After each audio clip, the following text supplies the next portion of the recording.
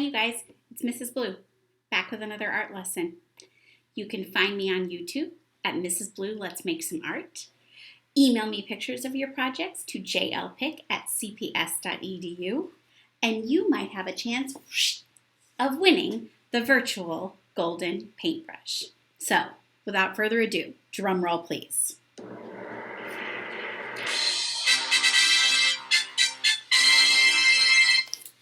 All right, prepare yourselves, because today's golden paintbrush winner is kind of breathtaking. Every year I have a couple students who are not just good at art, it's like their passion.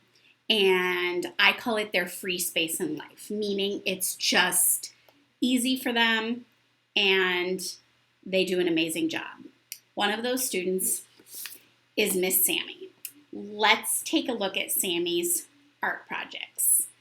I mean, it's just incredible. Sammy is such an amazing artist. She just knows how to blend colors, and she knows how to make her artwork look truly unbelievable. So, Sammy, I'm super impressed, and because of that, you are today's golden paintbrush winner. I mean, I hope you're framing these and hanging them in your house because these are really great. Okay, so good work, Sammy. Very, very impressive. Okay, today we're going to do kind of a fun project that's just super simple. We are going to, well, you can make it as tricky as you want, I suppose, I should say, but creating the beginning of it is super simple. We're going to create some scratch art paper. So I just quickly scratched my name into this one. This is not very fancy. But you guys can scratch whatever you would like. I am going to use a paper clip. This is my paper clip. Look, it looks like a little dog. I'm going to use a paper clip to scratch my artwork, but I saw someone use a little, like a screwdriver, a little tool. If mom and dad have a tool, you could use a toothpick. A toothpick would be a really great thing. You don't want to use anything like a knife or something with a super sharp end, or you might cut yourself or you'll break your paper. So ask an adult in the house what they have available to help you scrape your artwork, because we're going to use the tool to scrape pictures. You can see here, when I scrape, I can scrape pictures.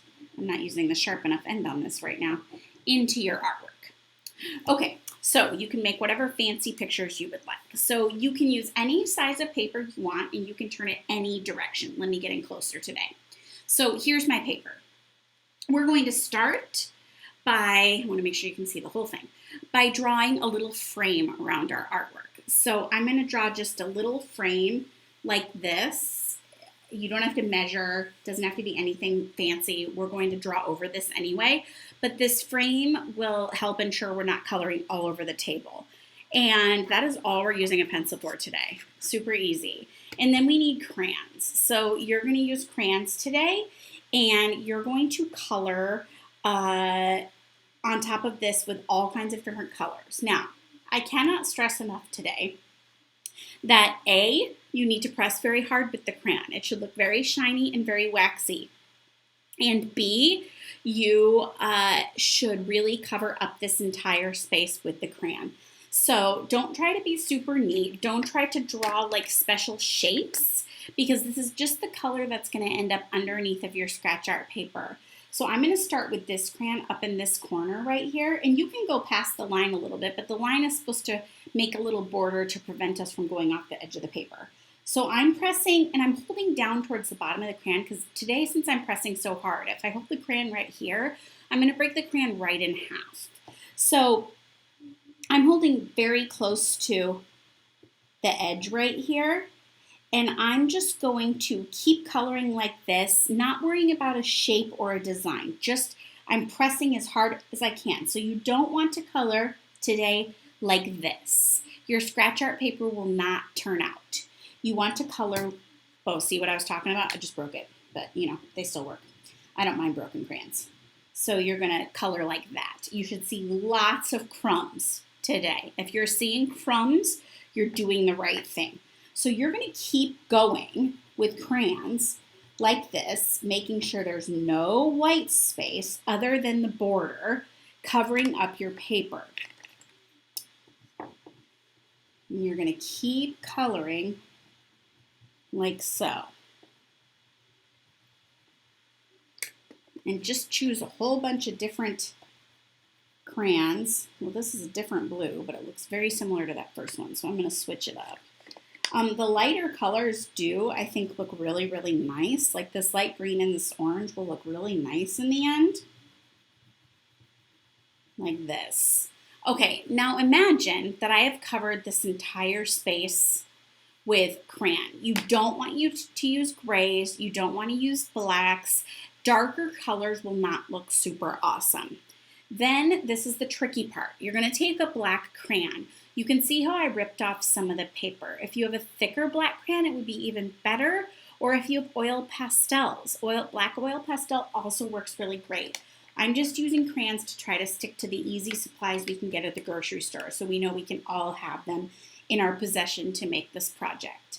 Then you're going to press super hard with the black crayon, and you're going to cover up all of your colors. Now this is where you might need to take a couple breaks, shake out your hand a little bit, because it does get a little bit tiring to cover this space. That's why I used a half sheet of paper, because I don't want to get overwhelmed covering an entire piece of paper with a crayon like this. So I'm going to cover the entire space. I'm just holding down low on the crayon and I'm pressing very, very hard.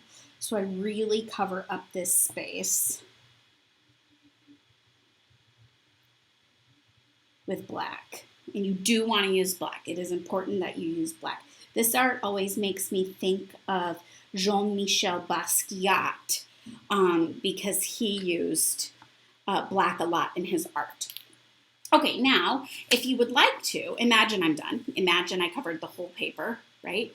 Here we are. Now, if you would like to go get a sharp tool, sharp-ish, right? It doesn't have to be super sharp. You don't want to hurt yourself. And make sure mom and dad say that's okay, or an adult says that it's okay. We are ready to scratch on our art. So you can draw any sort of image, just scratching it out like this. So you can see how I'm scratching so that you see the underneath image. I'm scratching off the crayon. So all I see underneath is the crayon, but I've left black around it so it really stands out. So can you see I'm making this little heart right now? Scratching off all the black crayon, revealing the color underneath. So you could really get creative and you can put lots of fun designs on your paper to create this art, which is really, really neat. So there's kind of my heart shape. I'm not doing a super fancy job at this. So let's take a look back at the original that I scratched my name into that I just made a little bit ago. So here's this one, and you can see I did a little bit of scratching there. So this is just kind of a way to create your own scratch art paper for free. And it's really fun, and you can kind of scratch out any sort of designs you want. So that's our super simple art lesson today. That I think is really, really fun. I think making scratch art paper is awesome. It's a little bit messy, so make sure you brush all the crayon shavings into a trash can, but there it is. So I hope you enjoy making scratch art paper and send me pictures of all of your really fun designs today with the scratch art paper. All right, you guys, thanks for joining me today for this simple lesson, and enjoy making your scratch art paper similar to Jean-Michel Basquiat. Okay, bye.